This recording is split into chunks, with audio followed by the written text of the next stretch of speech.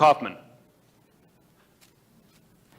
Thank you very much, and thank you, Mr. Mayor, for being here, and Attorney Ellis. We appreciate your service to the nation because these are definitely difficult times, and all of those who have testified, it truly does take bravery to step out in situations like this and talk about your personal experience. I wanted to direct this to Mayor Giuliani and Attorney Ellis. In the cured ballot issue, or uncured ballot issue, the ability to cure in one area of the state and not in others, that is certainly, to many of us, seems to be an equal protection violation under the 14th Amendment.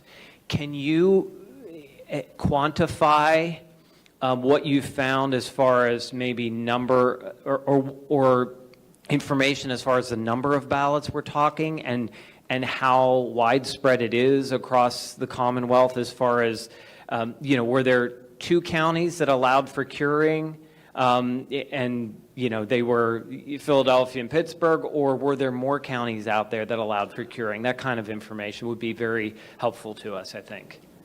There's no question, Representative, that it went on, and it went on in the 2 counties you mentioned, and probably 3 or 4 more, curing, in other words. It did not go on in the majority of counties, Republican or Democrat. Most of them were in a quandary. The Elections Commissioner sent out a notice, advice that you could cure the ballot. If you checked with your lawyer would say, no, you can't do that. The legislature has to provide for a cured ballot. So your counties that were sticking to the strict letter of the law didn't provide for curing. The counties that were acting, I would say, illegally, because the Election Commissioner doesn't have the authority to make that change, followed it. It does turn out that those are largely the Biden counties did the curing, and the Trump counties didn't do the curing. It's hard to know how many it affected. I could get you the number of actually cured ballots, but I don't think I can get you to the number that weren't cured. Okay. Who are the ones that were effective? When we argued this in front of the court, the judge said, well, maybe those people in the counties that didn't allow curing should sue that county. But that county didn't do anything wrong. That county followed the law. The reason they were deprived of their right to vote on an equal basis is because other counties followed what would be the illegal advice of the Election Commissioner, that you could cure a ballot, for which there is no authority in state law. So we will try to do better to get a good number there, but it's hard to do because a lot of it affected people who just didn't vote. Sure.